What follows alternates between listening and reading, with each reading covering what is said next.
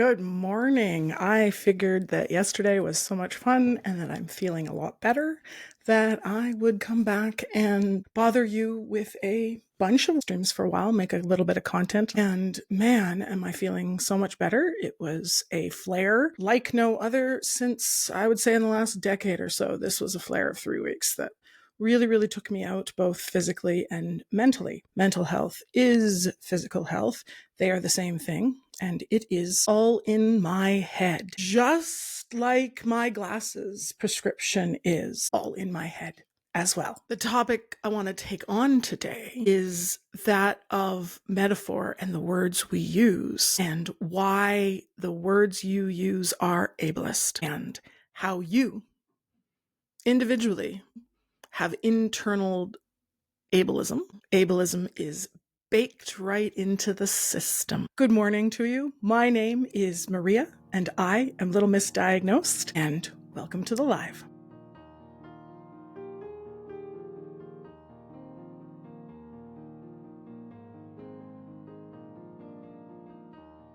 I love just talking as if I am actually talking to somebody. It is my vibe. I have been an educator all my life. I have been a mental health and physical health supporter, and I like doing it, even if nobody's listening at the moment. I am oddly not only an extrovert. People think I am very extroverted. And I am. I'm a performer.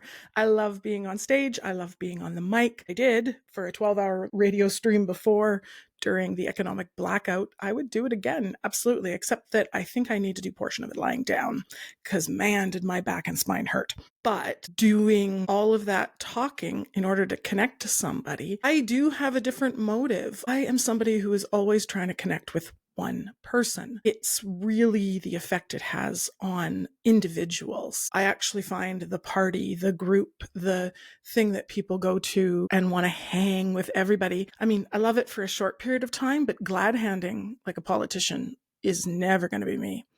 I actually have a personality that is a true ambivert, I believe. Ambiversion is often said, most ambiverts are said, well, you're just kind of average. You're in the middle. You just like both. I'm like, that does exist. There exists the thing where it's just sort of like you like a little bit of both and you're kind of in the middle. You're in the 55th percentile or something between the two. But I think mine is unique because the extroversion in terms of actual psychological theory, the definition of it being about decision making and not about shyness or group interaction. Decision making, I want people's input and I want to speak out loud and verbally process. So I fall into the extrovert category for that. Absolutely. Do I then need to be introverted where I need to take a break from it? I need to make the decision to end something alone. I need to deal with that uniquely neurodiverse rejection dysphoria where something happens in your life and it really is just overwhelms you for a little while. And then like a day or two later, you're like, okay, I can deal with it. That strong reaction that even as I approach my 50s is, I'm older than I look. Isn't it wonderful? At the same time, being old isn't bad. As I approach that age, I realize that people invest so much in other people's responses to them in our culture that our internal lives are almost ignored. Why isn't our internal life the metric of our success? Why isn't how well and how much we enjoyed the actual life that occurred? No, we have a metric that says if you died with all the money, even if you were a horrible person, that's successful. First insult that most kids learn in North American culture is you're dumb. That is not that I made a bad decision. Oh God, I did a dumb thing. I made a mistake on something. That was a stupid thing to have done at the time. It is a judgment of the entirety of someone that they are and always have been and always will be dumb. I remember when I was young, my mother had a book that was literally called My Name Is Not Dummy. I think that was one of the first books that I really didn't know what it was, but that's a metaphor, right? My name is not dummy. You can't call me that as a title or a name. And yet we do. I even fall into it. I have systemic ableism. What? Yeah. The person who thinks about their words and what it affects people and how I speak almost every word in my life, I still, my gosh, I come out and go, oh my God, I'm dumb about that. Whoa. And it is in having friends who have internalized that as the method of insult for them. I really notice it lately. I really notice that it stings some of the people I love because they have heard it from their family systems, from their friends and their youth, and all of those pieces of information that gather up inside of our brains and become the words we tell ourselves. All of the knowledge, special needs, and disability. They are not things to hate about oneself, and they're not things to love about oneself. They are things that need to be known. And that's why I talk about being an ambivert. That is why I talk about words and metaphors so much, because knowing this stuff means that we can be proud of the decisions we make. We can be proud of the words we use for ourselves and for others. Pride itself is a very fraught, convoluted, messy metaphor in North American culture, isn't it? Pride goes before a fall. We have internalized a system of Puritanism, of, well, there she is again. Thanks, Queen Victoria. Thanks for being a colonial jerk. It didn't start with her either. That history is still at play. We are doomed if we do not understand where our English comes from, our words, our internal metaphors, our history. Go watch Hamilton. What? People have said some of my things seem very tangential and off topic. That's kind of the point. I want you to see all the things that connect. I hopefully have a line right through about where language came through, and I'm trying to pull in as many connections as possible so that you can see it did not start with you. The taking over of the world, the original rat race of colonial era, gave us most of the metaphors of disability, of ableism, of whoever gets there first wins. Because history comes to us through our metaphors as well. But even with that screen, I think it's still helpful. Land meant resources. Resources meant wealth. Wealth meant conquering. Conquering meant power. Power is all. Power is success. Disabled is losing the race.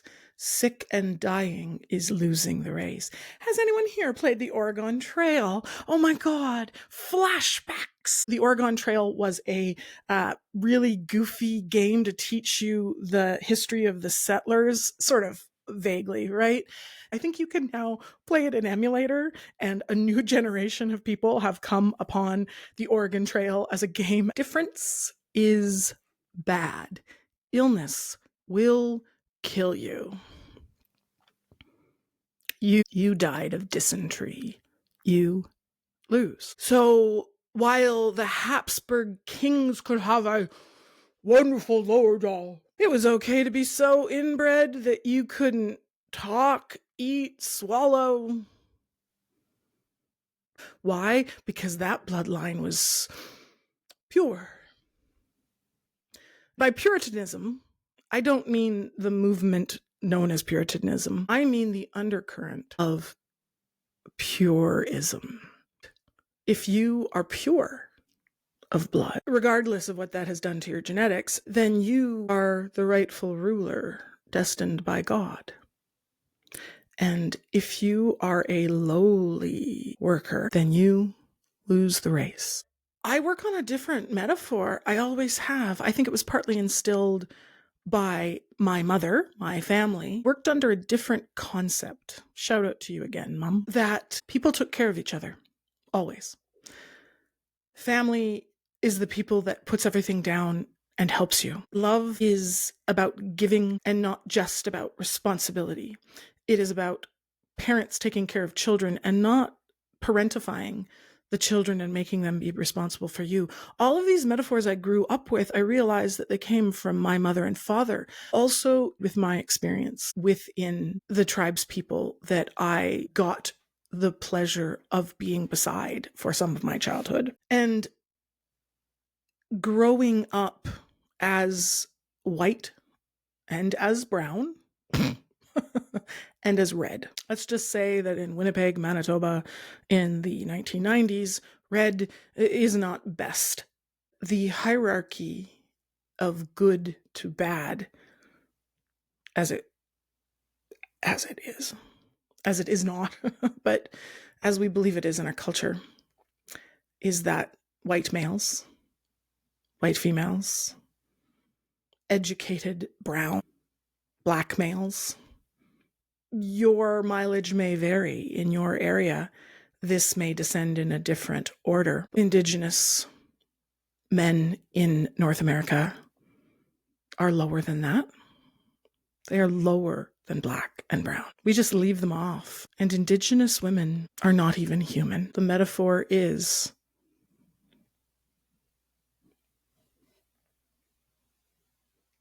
that you are an animal.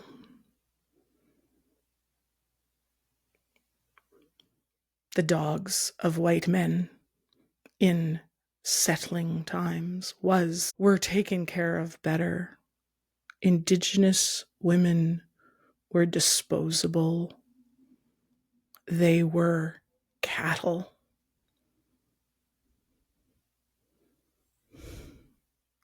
I lived that life of being disposable in my youth.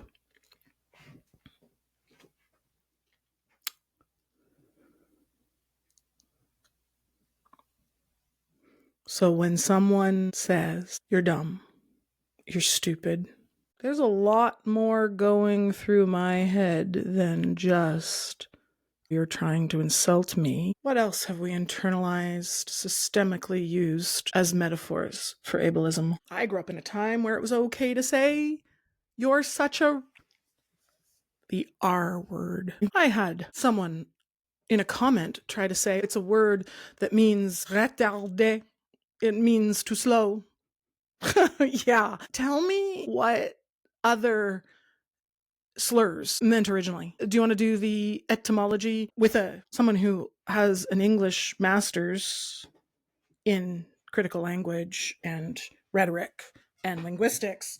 Calling somebody or a is just a word that in Roman times meant the female anatomy. It just means black. It's just the color.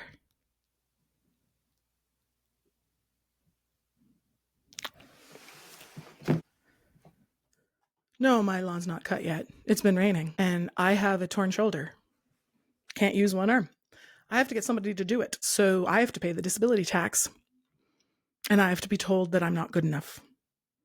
I have to be told that I'm not up to standard. I have to be told that I am making the neighborhood look bad.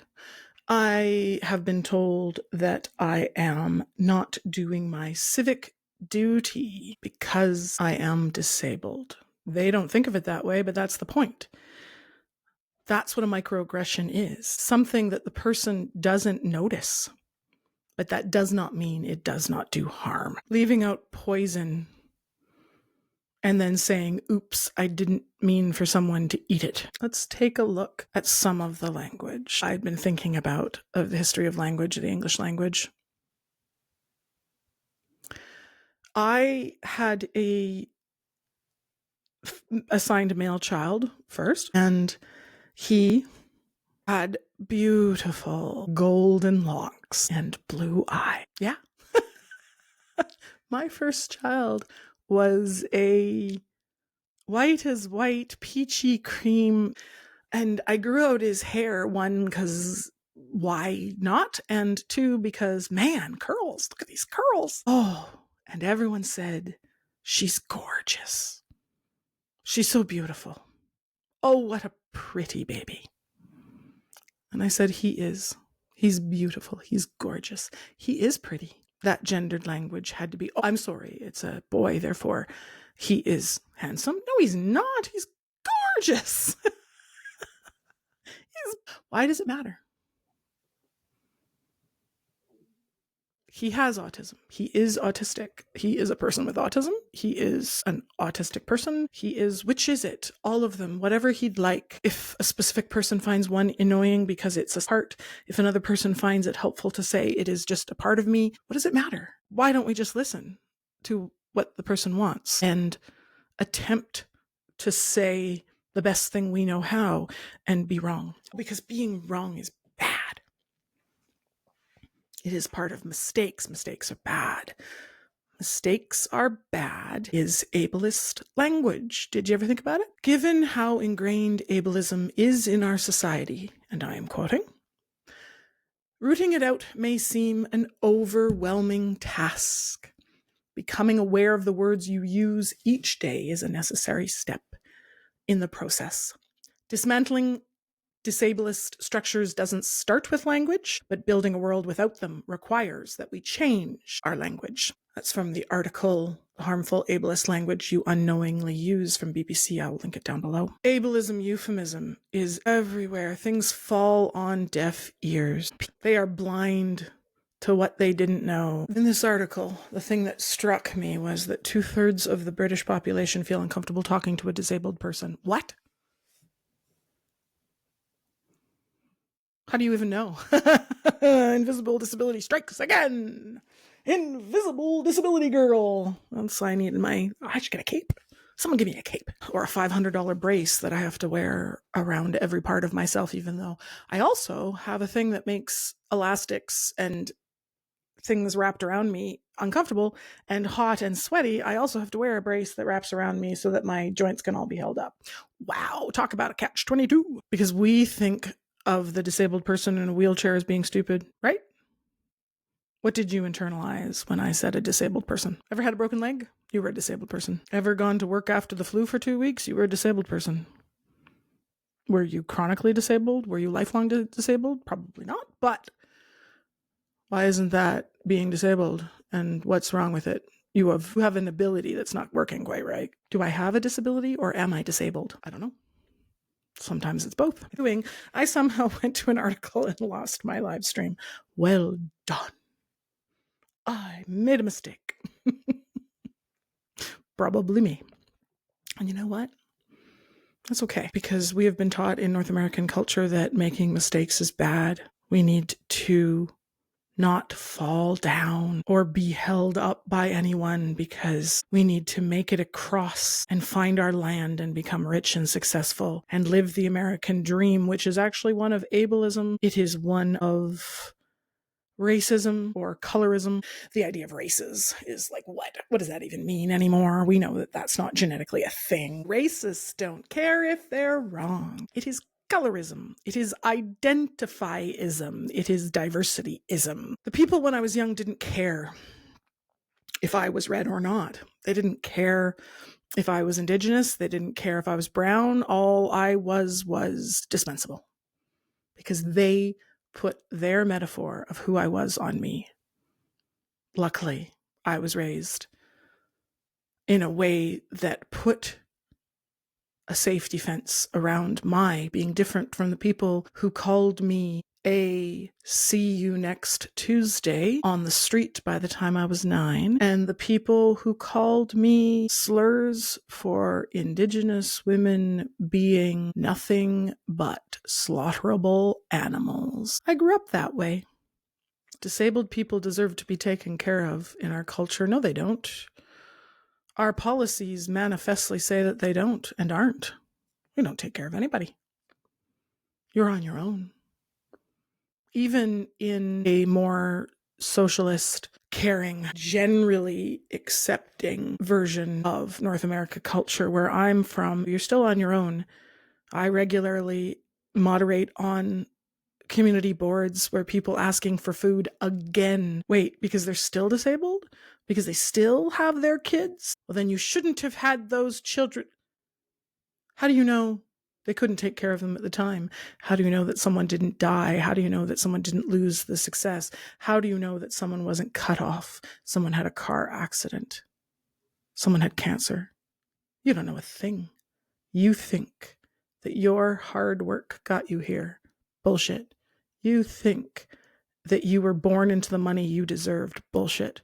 You think that your genetics are somehow better. You are a eugenist unless you unpack what you deserve. You deserve nothing, and you deserve everything. The metaphor changes. Which way to be successful do you want to go on a totem pole? Have you heard the phrase climbing the totem pole as a metaphor for success in business, for being promoted, for being successful within the realm of industry jobs? Because up is good. We rise on the corporate ladder or pyramid scheme. We look up to people. We frown at them. We look down. We are promoted the org chart. He is a higher up to me. There are strong animals of so many kind as you go down the totem pole. The ones that are at the bottom are the bear. Chiefs identify with being the bear.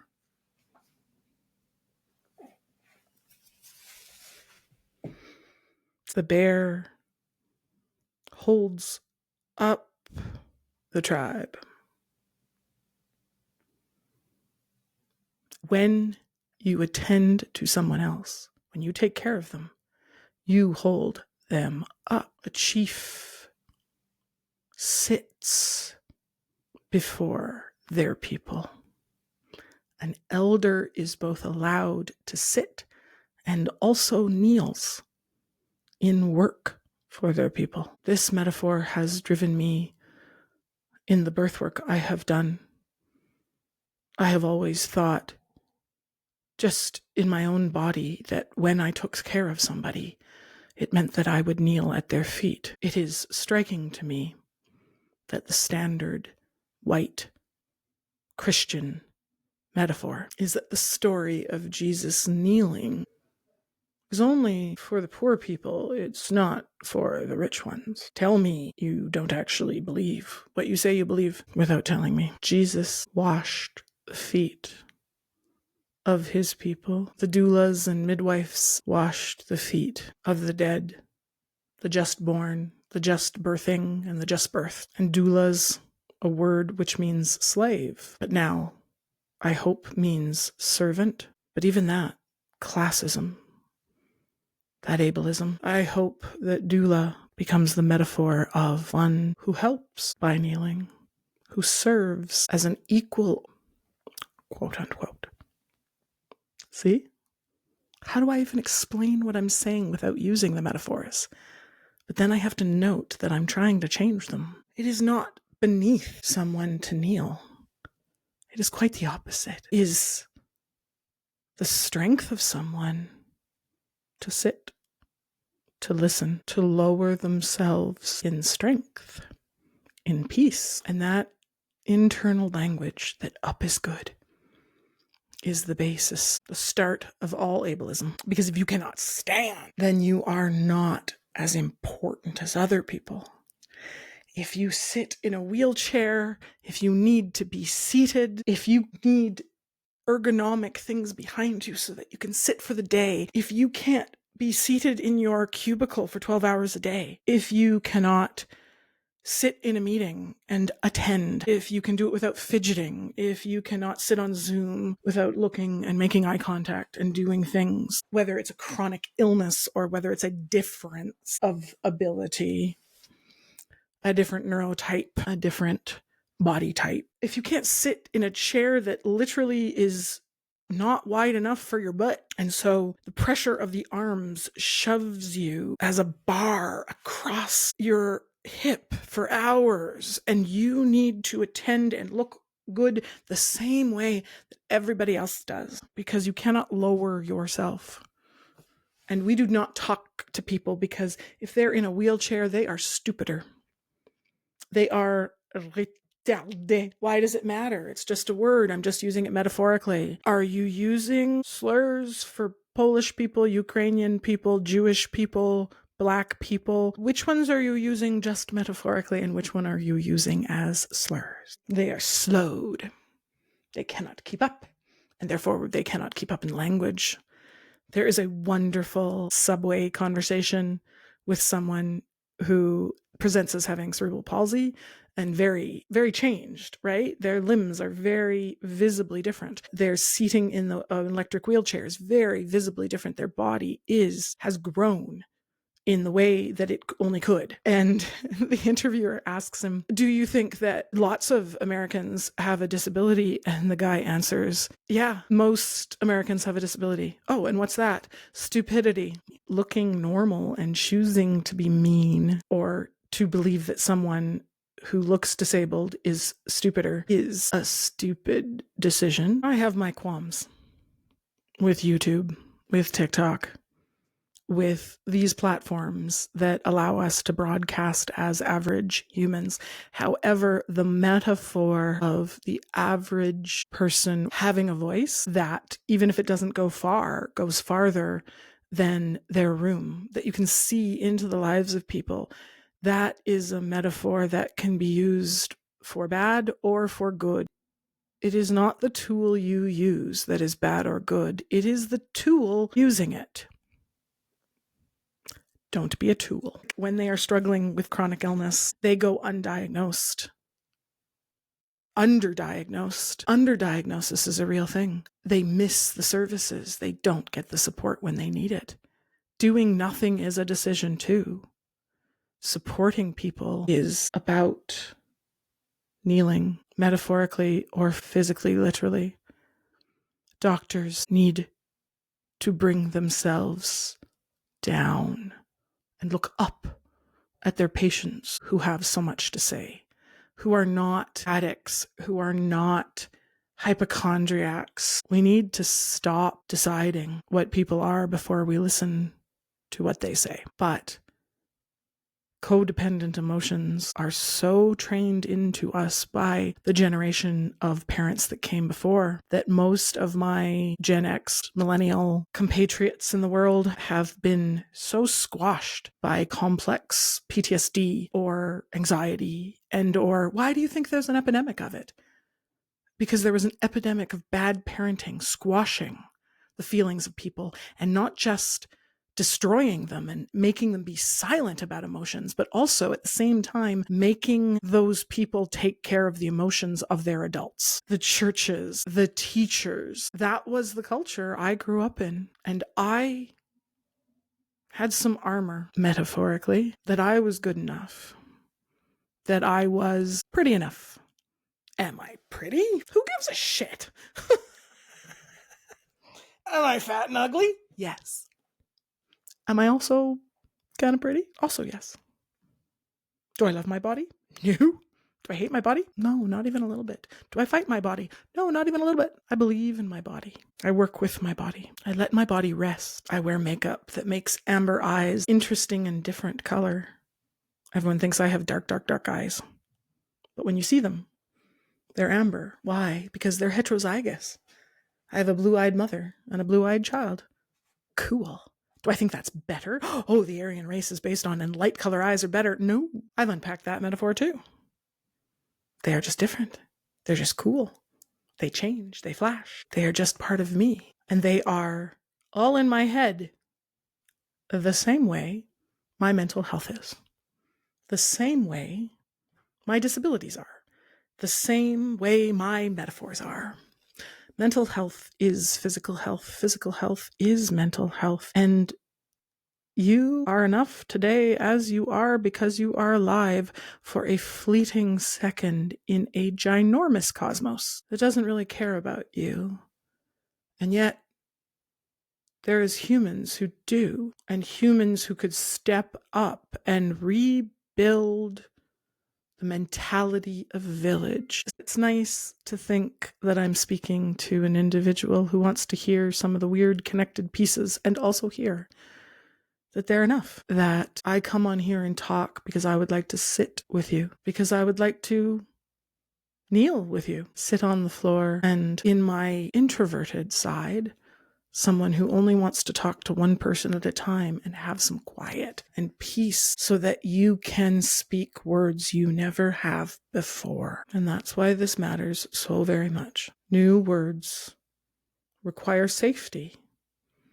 They require peace in your life and inside. And they require a whole bunch of bravery, especially when you had to take care of all of the adults in your life for so long that you are afraid that your words alone hurt people. We think of abusive language as insults and horrors, but they can simply be not ever talking about emotions or getting to respond with phrases that say, I'm the child.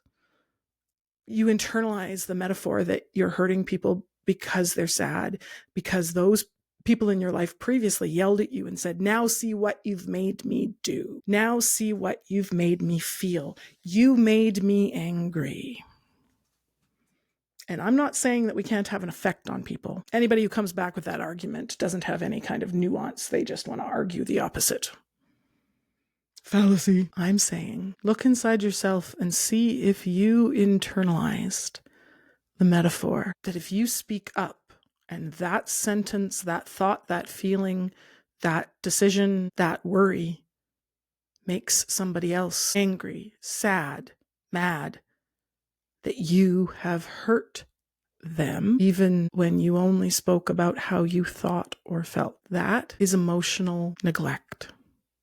That is a source of complex PTSD, trauma, core wounds, childhood wounds, however you want to call it, big or small. And therefore, you have to protect yourself from those people.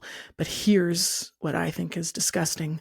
It also means that when someone is honest, when they cry in front of you because all they want is to be sad with you, and all they want is to share in common grief, or they feel they need a little while because their body reacts with rejection dysphoria or post interaction collapse, like coming home from something where you've put on a mask and falling apart.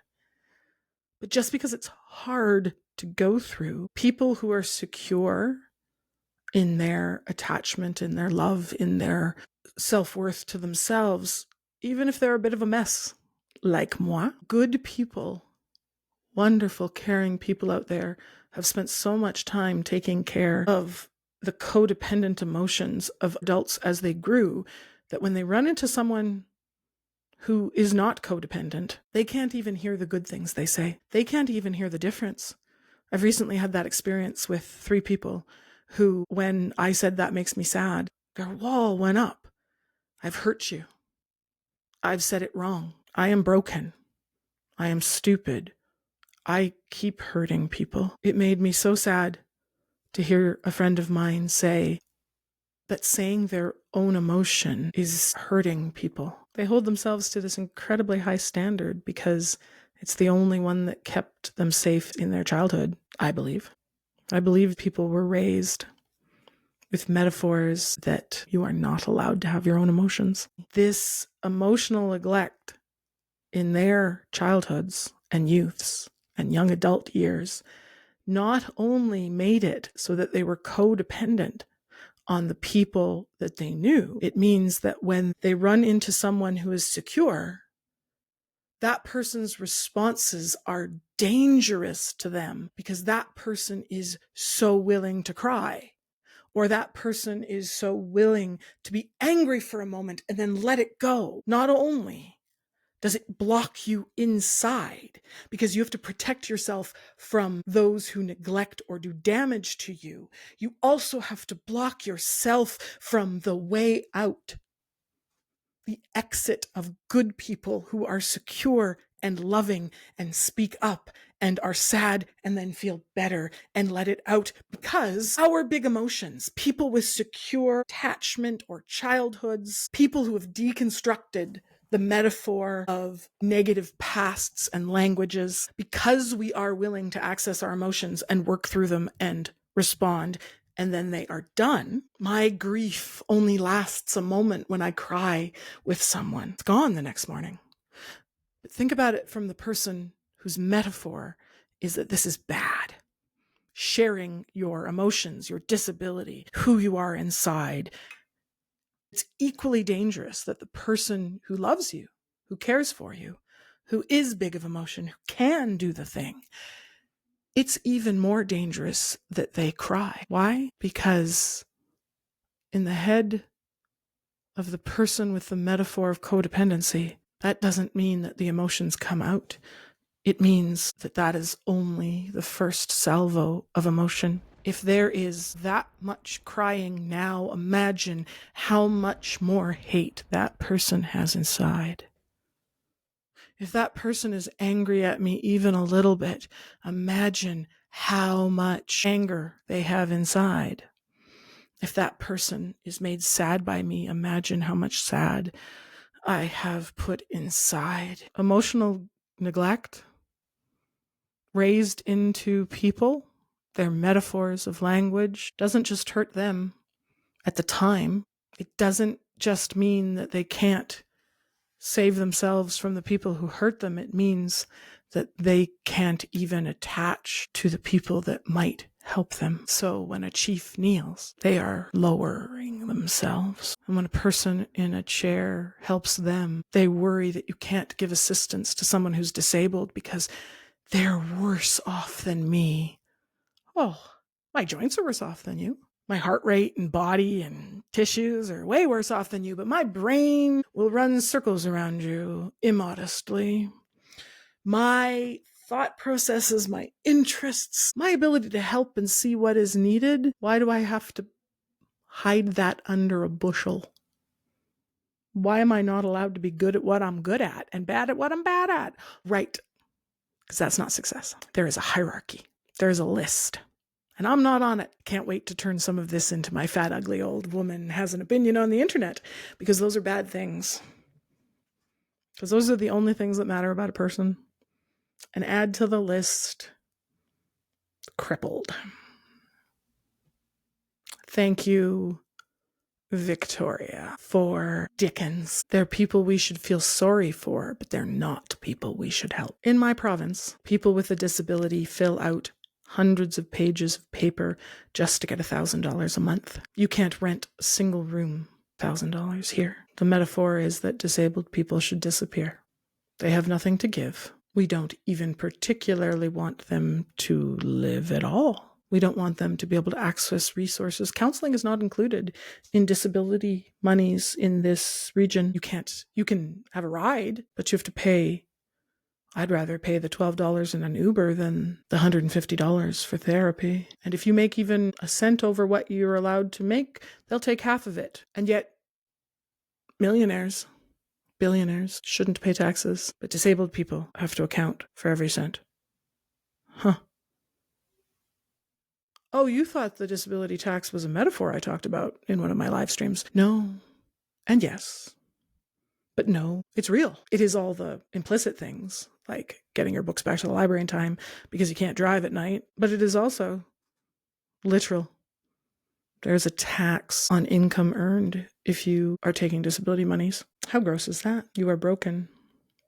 You are worthless. You should be not seen, and you should mow your damn lawn anyways, even if that costs you more money because you're not successful. And the poor get poorer, and the divide gets bigger, and the metaphors get worse. Bullshit. You are enough. You are more than enough. And if you feel like too much, wonderful. Those people aren't enough for you. Perhaps you are more successful because you have more capabilities. You can do 2 things at once. You can do 3 things at once. That's just my normal. That's just my not normal. That's just my setting on the dryer. I try to be serious. But why should I be? Some of this is very, very, very serious, and some of it is stupid. Some of it is dumb. Some of the things people are doing to disabled people are bad decisions. They are made without information. I think that's a stupid decision. I don't think the people who made it are necessarily stupid, though. There's a big difference. What's your metaphor? What's your metaphor? What is your inception language? What constrains you? What goes through the back of your head? What language were you allowed or not allowed when you were young or when you were disabled? I will soon be also doing a live stream on consent in disability and how it begins the trauma process. When you are told that you cannot say stop or no, that'll be a bit heavier. So we'll leave it for a little later while we do some more fun things about clothes that fit when you're disabled, about tools that I use so I'm not a tool, and how I expect other people to start doing the work. So some of the things I do to press back when people make bad judgments of me, like the door sign I have that says, for if neighbors come up and want to complain about my lawn, I say, here's very quickly what is going on. Would you like to volunteer? Would you like to help? Is that why you're here? I'll assume that's why you're here, to help the disabled single mother of 4 with a layoff. Who am I going to pay? Where does the money come from? Do you think $1,000 a month will run my life for my 4 children and me? Oh, that's right. I get $25 a month more for each of them. Well, except maybe the adult. I'm not sure. $25 won't get you Uber in this area. Yeah, that's 1 burrito, tax and tip. Yay. That'll work for a month. I, as a white and brown and red woman, as a disabled woman, as a fat, ugly woman on the internet, I am going to continue to kneel in service with my voice, my space, my connections, anything I can do to hold up the smaller, the younger, the more vulnerable, the ones who need me more.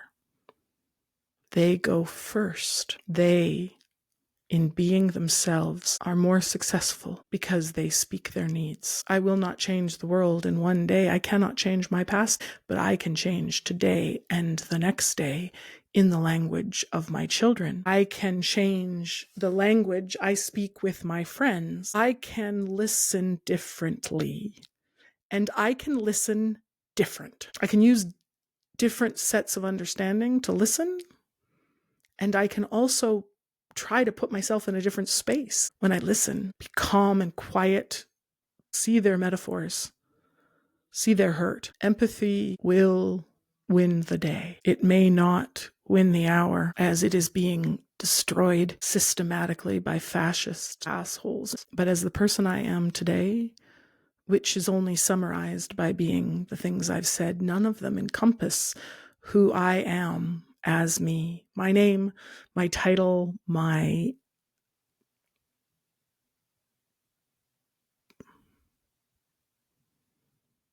words about me only summarize. They only categorize.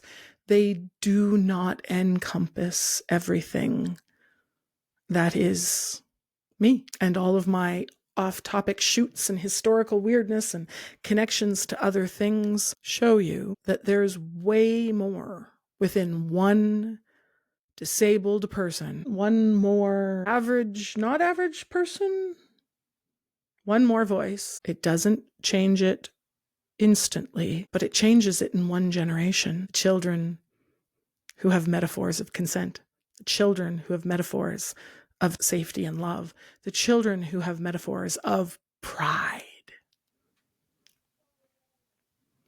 the ones who see farther because they have stood on the shoulders of giants. One day I hope to be a giant on which others can stand. And thank you, Mom, for being the master whose feet I can kneel at. The dragon doesn't need slaying. It needs taming. The zebra of Ehlers-Danlos syndromes is a horse of another color. And when you hear its hoofbeats at the horizon, assume horses until you see zebras, and then stop sticking your head in the sand like an ostrich and not seeing the zebras. And when you cannot stand, sit. And when you cannot sit, lie down. Your worth does not change when you rest. In fact, it makes you more someone who is willing to deconstruct and say, my regular body is enough today. I am enough. My emotions are enough. I am not too much and not too little. I simply exist today. I think that's enough for today, because I'm going to listen to my body and my back and the pain that I'm in and the time I needed to speak and the time I need to stop. And today, I want you to be enough. For 1 second, 1 minute, 10 minutes, longest you can, for a moment, stop and simply exist. And however you exist right at this moment, you matter. You are wonderful. You are gorgeous. And you are enough right now. So, with much love and some gentle hugs, my name is Maria, and I am Little Misdiagnosed. See you soon.